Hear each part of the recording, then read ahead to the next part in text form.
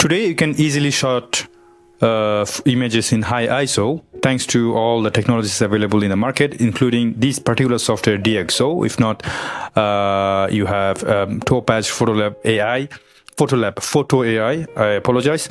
Anyway, my point is that the video is basically, I think that you should shoot high ISO images without any problem. The problem is that you should not shoot images in high ISO and underexposed at the same time, because no matter what kind of software you're using, it will always look bad even if you're using the best noise reduction software available. Let me demonstrate that in a moment. So we're going to go to the customize. I'm not going to do much. I'm just going to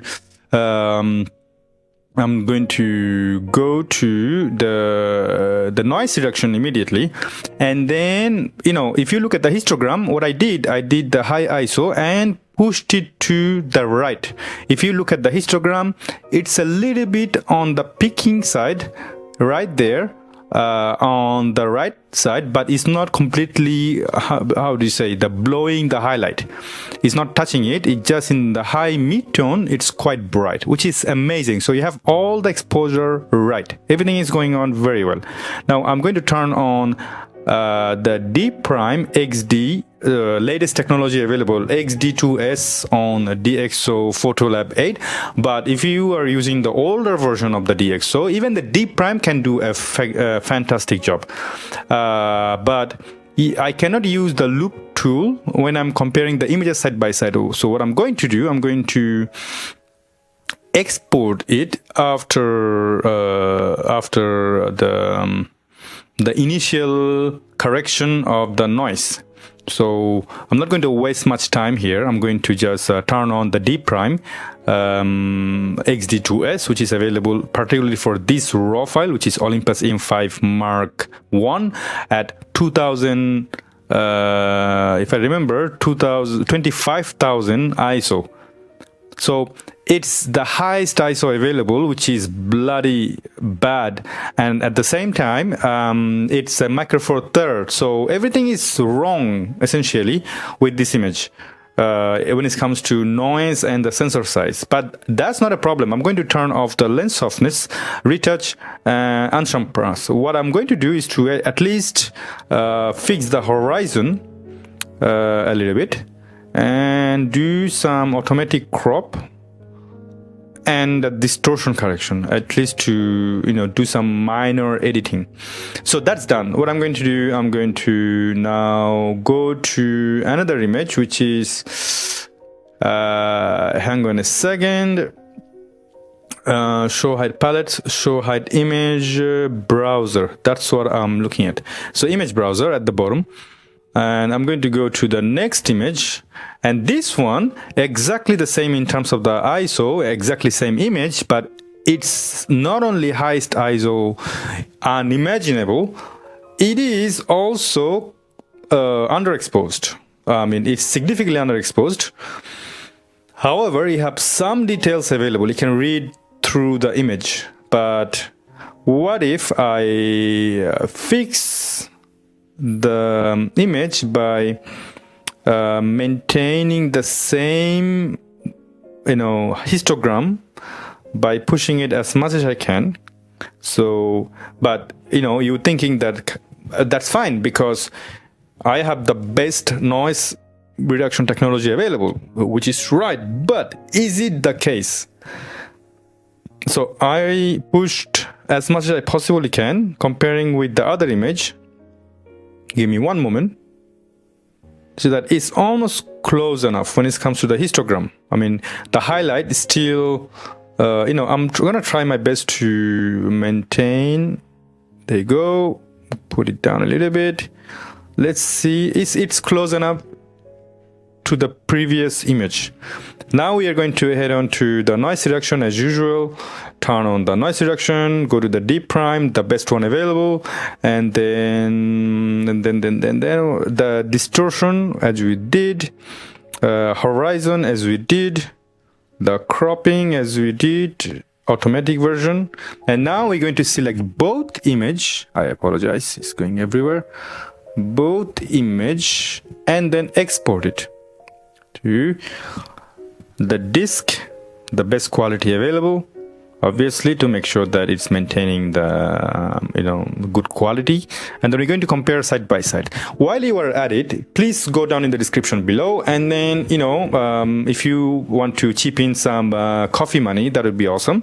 I'm doing it on the side with my full-time job and baby, so I do it for passion, but I would like to share my ideas and thoughts with my fellow photographers who are interested in this type of testing.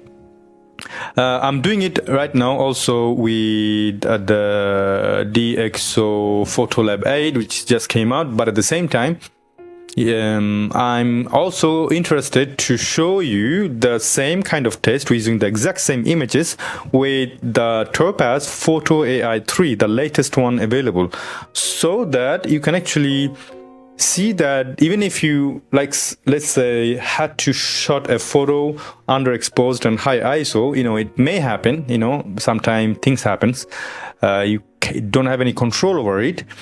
What you can do, what you should do, and which software works the best. But as it's exporting right now at the bottom, we are almost close to the editing.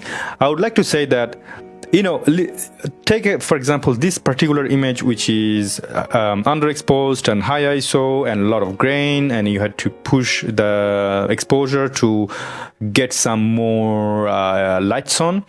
In this case, my only solution would be to you, my only advice is to go to the preset on the top and use black and white. That's one solution. You could use the black and white. It's not showing it because it's pushing the laptop quite far. Let's say I'm going to get to the test in a moment, but this image, for example, if I go to apply preset, for instance, now that we are done with the test, I can show you how you can recover this image potentially. You can use black and white, for instance.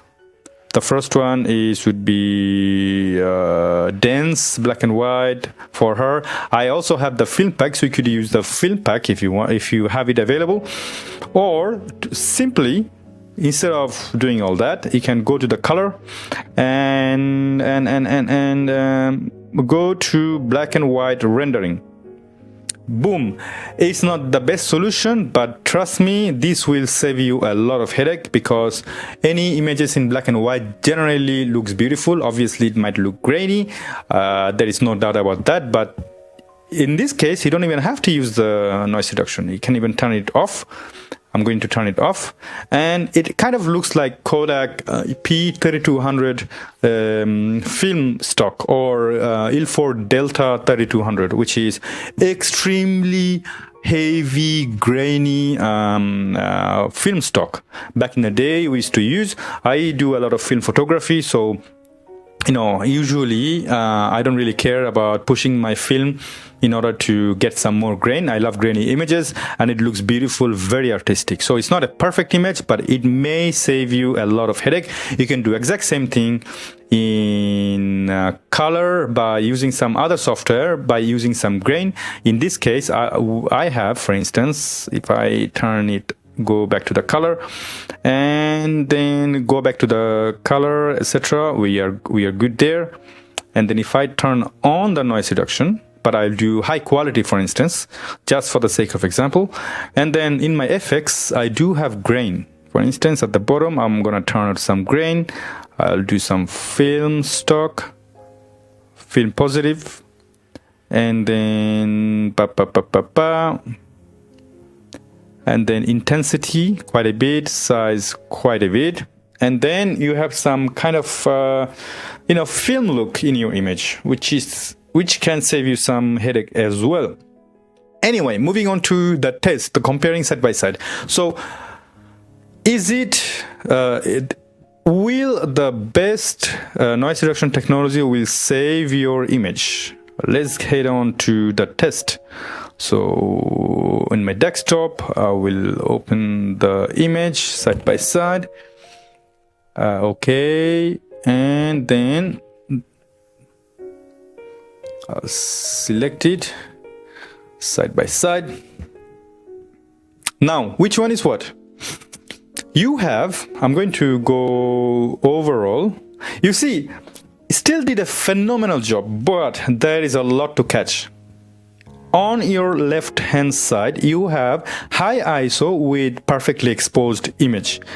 On the left hand side. On the right hand side, you have exact same ISO. I'm going to turn on the EXIF. And then, but we had to push the exposure channel in order to have more or less the same image, same exposure on both image. But then overall, it still look, I'm surprised that it still look quite phenomenal considering the amount of work we have done on this, both particularly on the right image, I'm sorry, the one with the underexposed and high ISO at the same time. But if we look into the detail, for instance, remember that I did not use any kind of sharpening. It's just noise reduction and distortion correction, and we use the horizon correction. However, you do have the detail looks good, in terms of the text, and but here, hang on a second. I found one problem finally on the left hand side and the right hand side. The perfectly exposed image, high ISO, the detail are better in terms of the text than high exposed and high ISO and underexposed image. The Robert Greene does not look very good on the right image. So that's one particular problem we have found, but it's not the end. We're going to go to the far right books that I've got, which was under the shadow. Now, you see the name George Orwell looks good because they're in the bigger font, but the smaller font under the shadow, we almost don't have any details. I can clearly read the 15, 16. Here I cannot see the 15, 16 at all. Same goes for the name.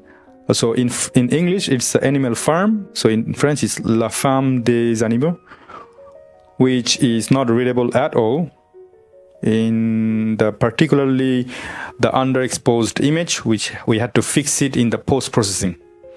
Now we can go on and on and on and on. My point is that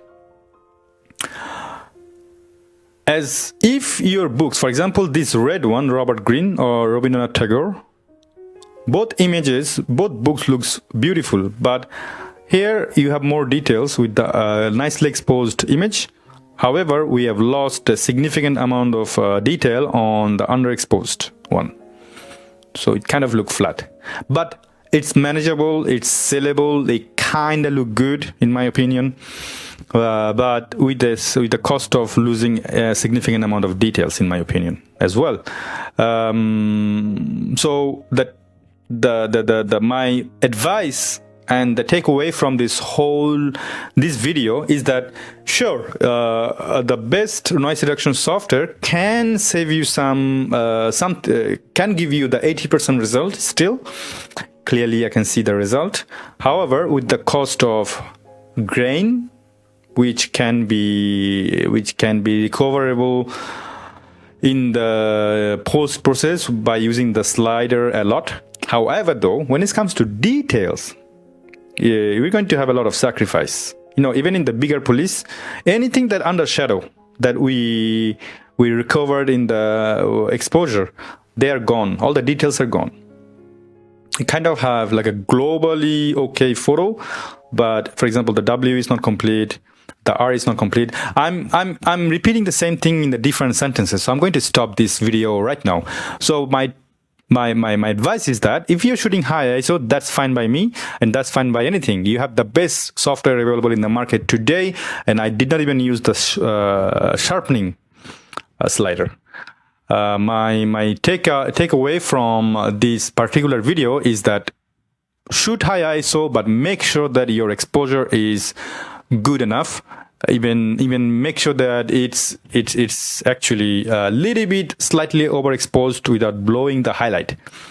By doing so, you will thank me later. Just for the sake of the final taste, I'm going to go to the shadow area, and particularly here is that here you have a lot of details on the left photo. The right photo, you don't have any details at all, so you just have this grainy, mushy, disgusting image, part of the image. So that's that. I think you understood what I'm talking about.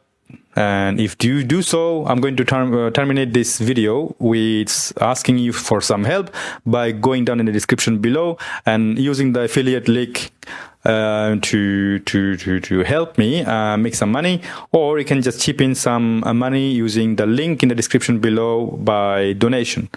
Look after yourself, and bye bye.